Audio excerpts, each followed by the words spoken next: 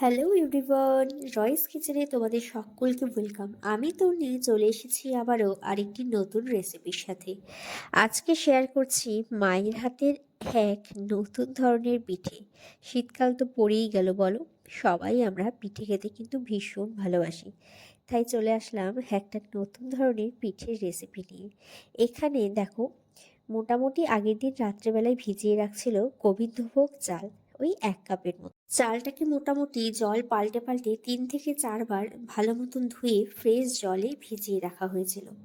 পরদিন সকালবেলা ভালো করে মিহি করে একটা পেস্ট বানিয়ে নেওয়া হলো। এবার ব্যাটারটা তৈরি হবে এমনভাবে যেটা খুব একটা পাতলা না, আবার কিন্তু খুব একটা ঘনও না, ঠিক এরকম টাইপের। এবার দেখো, এখানে মোটামুটি নারকেল কোড়া নিয়ে নেওয়া হয়েছে বেশ কিছুটা পরিমাণ।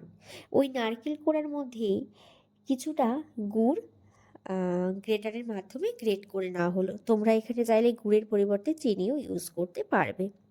এবার এই দুটোকে ভালো করে পুর বানিয়ে নিতে হবে। বেশ সুন্দর করে পুর বানিয়ে তার মধ্যে কিছুটা পরিমাণ কিশমিশ আর কাজু বাদাম অ্যাড করা হয়েছিল।